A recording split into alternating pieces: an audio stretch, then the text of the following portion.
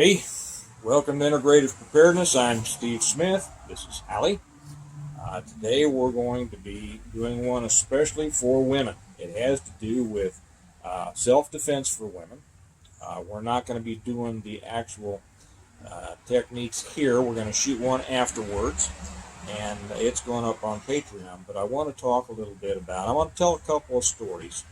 And these are vitally important for women. So if you're a woman, or if you love a woman, or if you like a woman, or if you know a woman, you would like them to actually understand the importance of being ready to defend themselves, this is one that's going to be very important for you.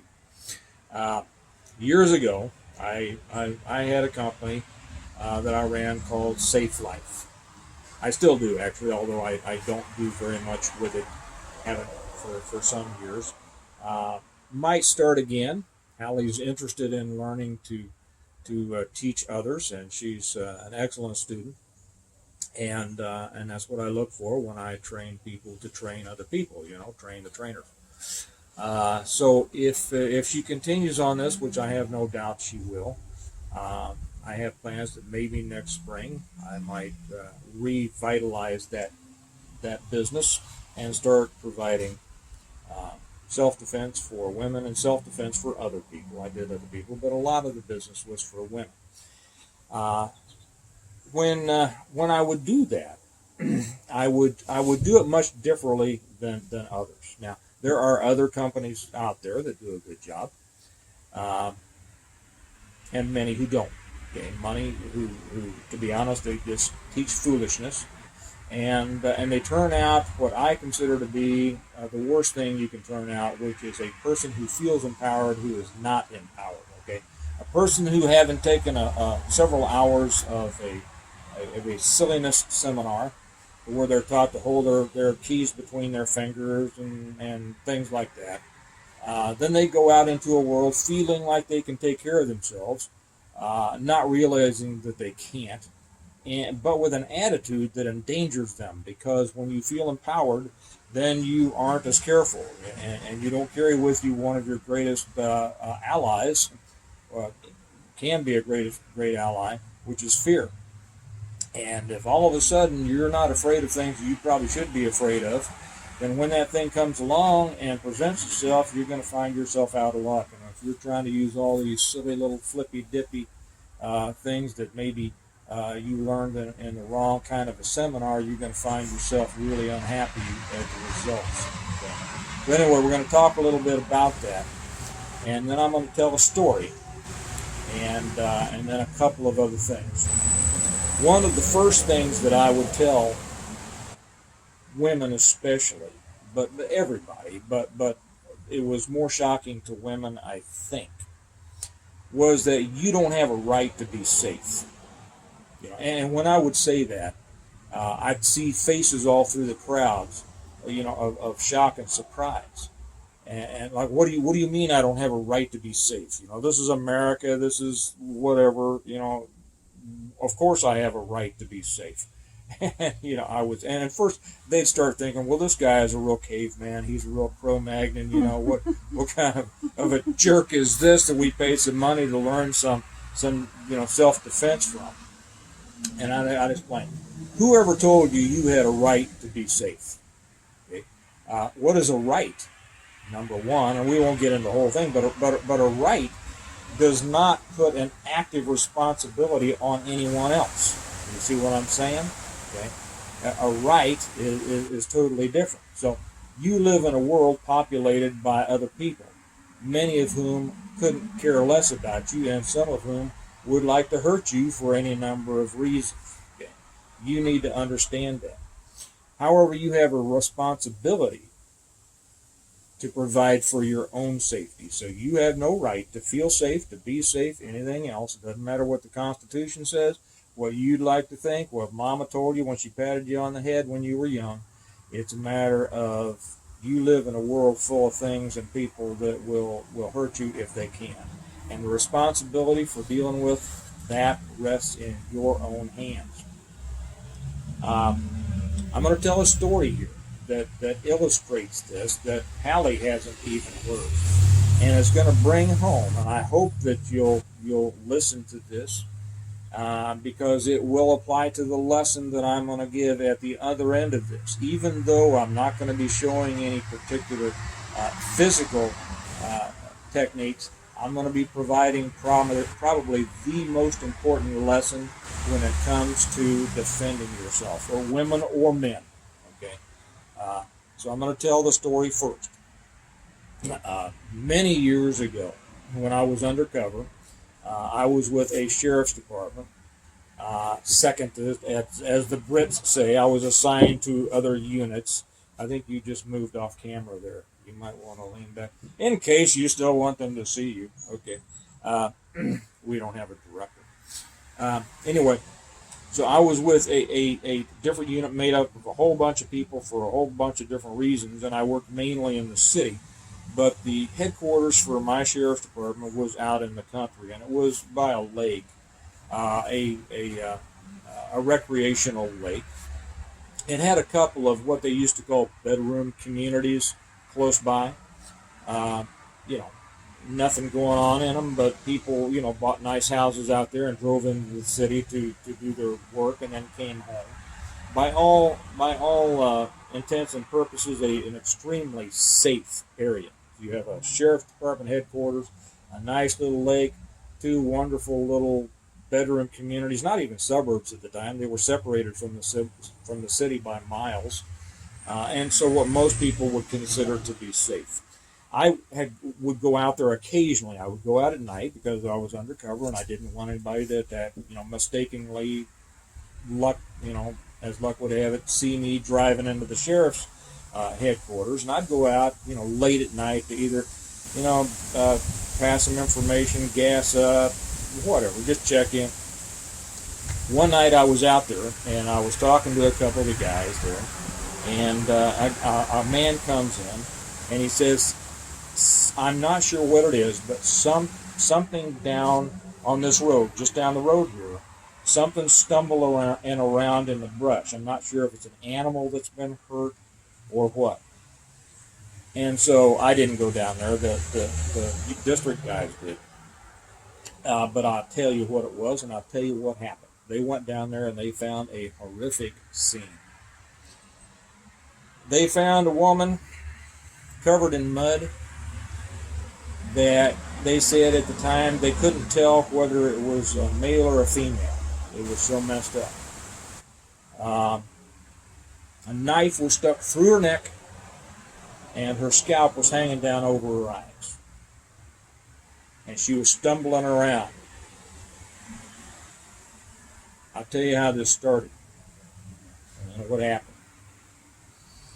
Woman was driving home. I forget what she was driving home for. I think I used to know, but it was from something normal. I think that she'd been out with some friends that night, and she was driving home on this fairly rural road, and ran out of gas. Okay.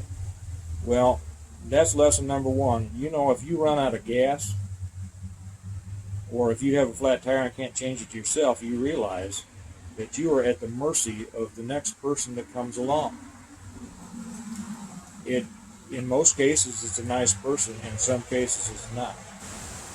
And as I often say, when I would talk to women, and I would tell them, I don't know what percentage of women are raped or sexually attacked, and I don't care. And that's another time they would say, what does he mean he doesn't care? Doesn't mean I don't care about the women that happens to. What it means is, it doesn't matter what percentage of women or people or anything else are attacked. What matters is it happens to 100% of those it happens to. And sometimes it can be you. Okay? So you don't want to leave your safety up to, whoever happens to be the next person that comes by, because it's not a good person 100% of the time. And in this case, it wasn't.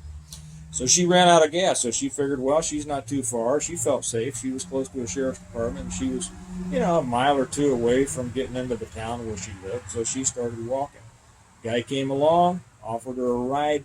This gets iffy in here because, as some of you will know, I know some of you have backgrounds in law enforcement, or in military in situations. I know the military can also run into things like this. Uh, that when you talk to victims and then you talk to the suspect, uh, the story doesn't always mesh, and the victim doesn't always have a good memory of it. They're now going through not just physical but mental trauma and emotional trauma, and very often they won't have a clear memory of what happened. But the closest it would be put together. Guy pulls up, apparently asks, "Hey, you need some help?" She either takes the ride, or I don't remember if it took a ride, or said no. In any case, he got her into the car, took her to a place, an off-road, where it was out of the way of the road. Drug her out of the car and raped her. Okay. The rape itself was extremely brutal. When he was done with her, and ongoing, when he was done with her, he decided not to leave a witness. He didn't want his victim to also be able to be a witness, and stuck a knife through her neck. Now, it was a long knife. We used to carry, some of the guys when I was a kid, we always carried a knife.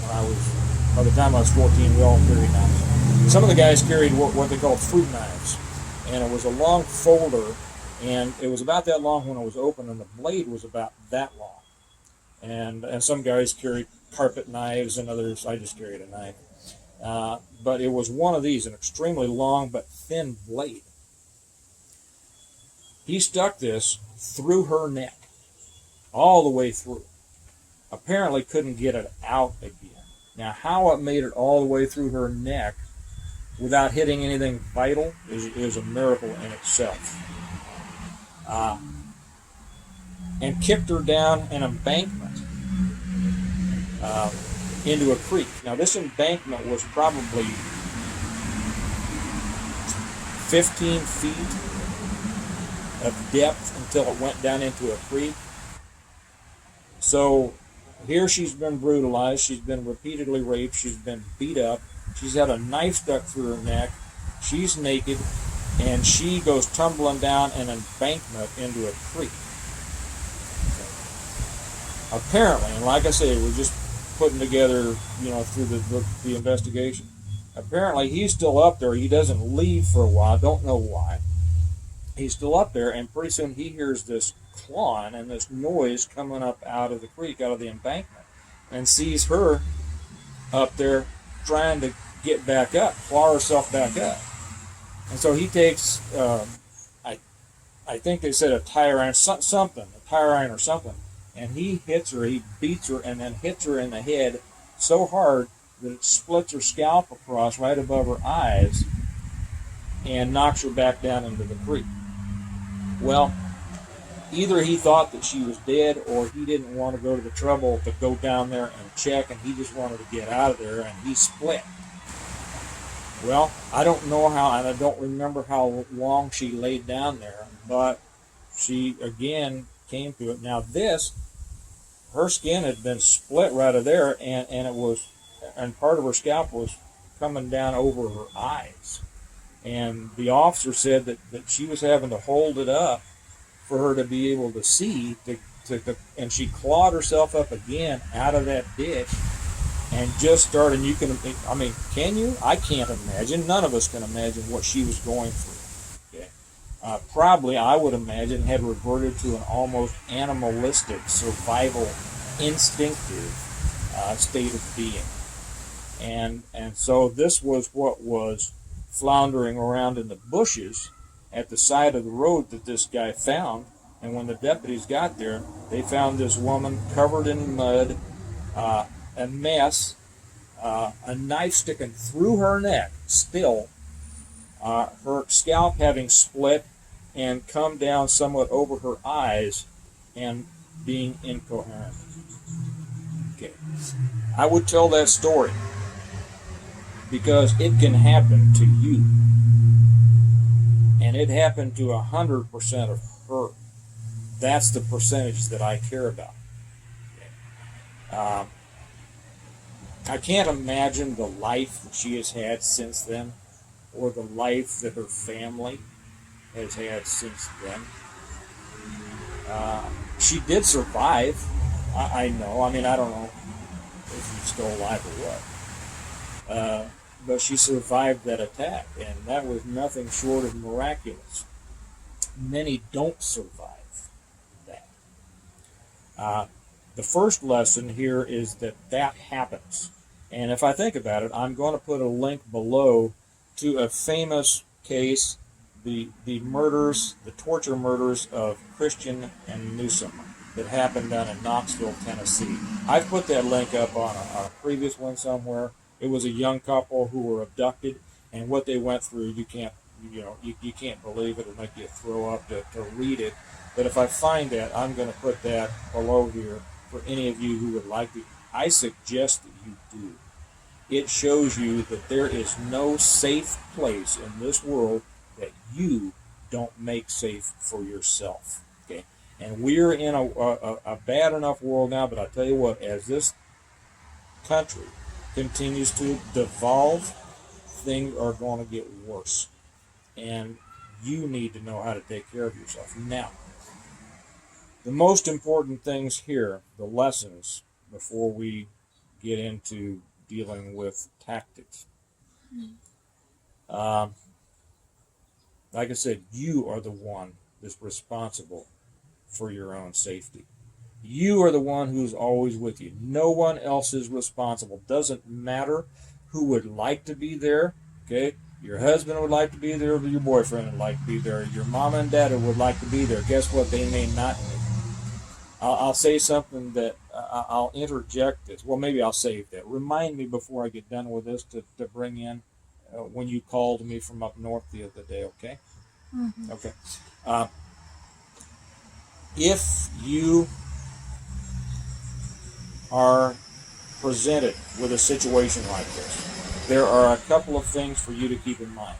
These things will make more difference in whether you survive or not than will all of the techniques that even I can teach you.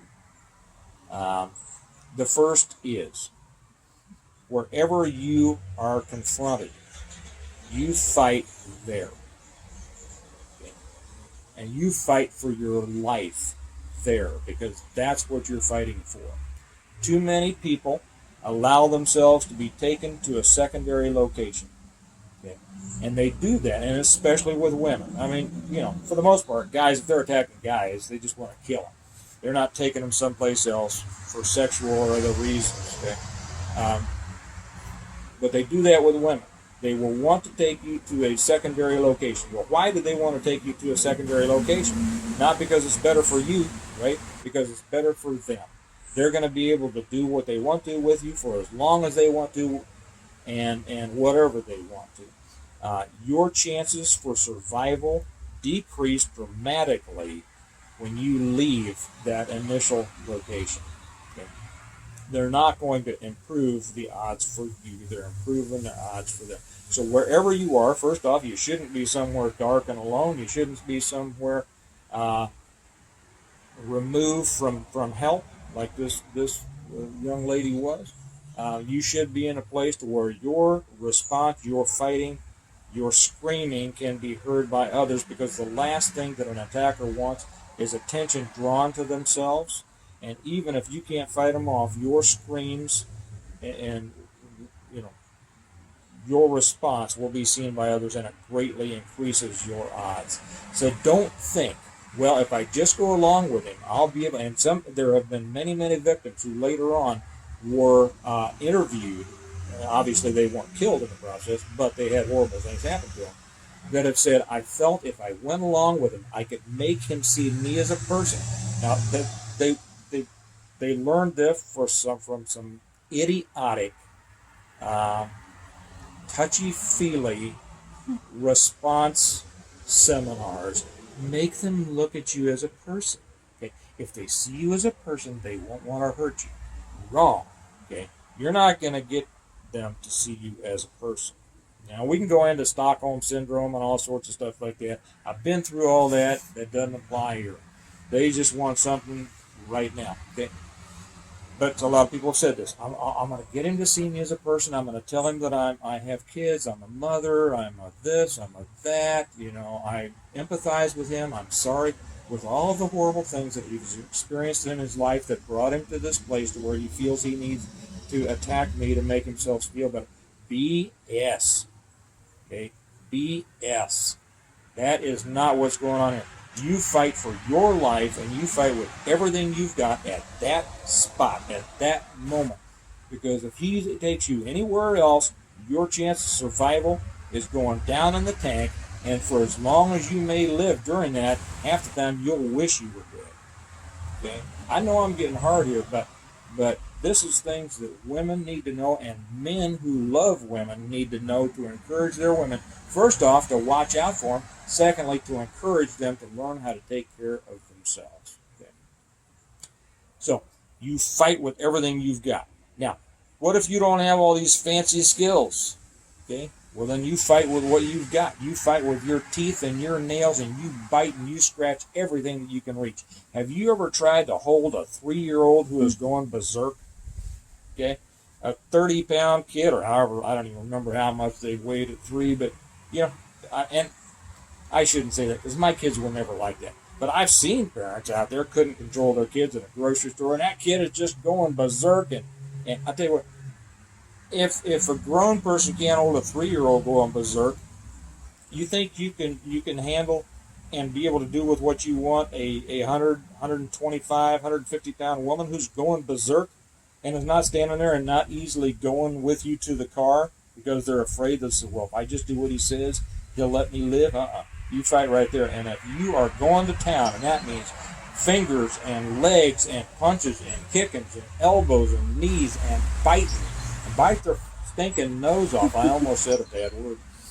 Bite their nose off, bite their ears off, take a chunk out of that arm. Okay? She said, no, don't take one out of mine, take one out of yours. Okay? Take one out. They are not going to be able to control you if you go berserk. That is the most important thing that I can teach people right then, for them to accept that. It could happen. You can survive if you make up. And this is a lesson from active shooter situations. The one who goes home is the one who determines, I'm not dying today. Okay? I'm not dying today. Now, she was up. She called me the other day. And I said, what you doing? She says, I'm just up here. She's walking around an entertainment district. And so we chatted for a few minutes. And she says, I got to go. And I said, everything all right? She said, yeah, some guys are looking at me. I got to go. So I understood. Okay. She was up there. She's an attractive girl. And guys looking at her all the time, right? But she noticed. She's no pushover. She carries a gun. She's a fighter. She knows what she's doing, and she's learning even more. And she carries a full size, guys. She doesn't carry a little chrome or pink little thing that she can hide easily in her yoga pants. You know, even when she's dressed like this, very often she always has it close to her, but she carries a full size Smith & Wesson M&P 40. Beautiful. She loves it. Have you named it yet? No. No. No. Okay, but it's beautiful. Its name is beautiful for now. Okay, and that's another thing that I say. People are always asking, well, what should I wear in the summertime? Well, why would you carry a different gun in the summertime? Because you want to be stylish and not, show a crease in your shorts or your shirt.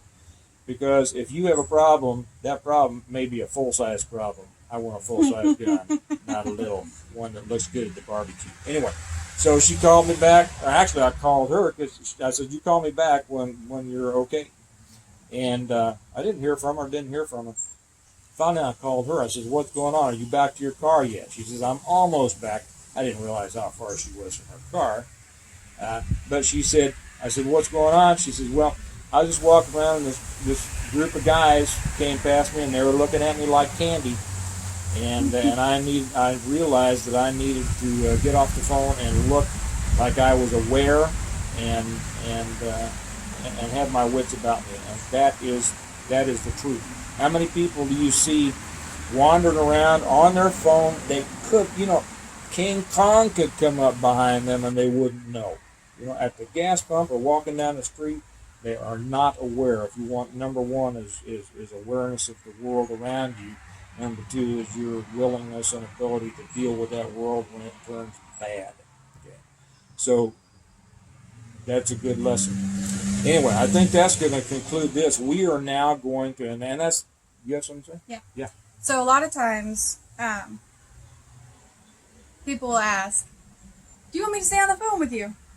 Well, some people like that, but I don't, because your demeanor, if you look like a victim, if you look like somebody easy to take, they're going to want to take you. So if you get off the phone, you stand up tall, you're confident in where you are, and that you can protect yourself, they're not going to want to take you because you're going to be too much trouble.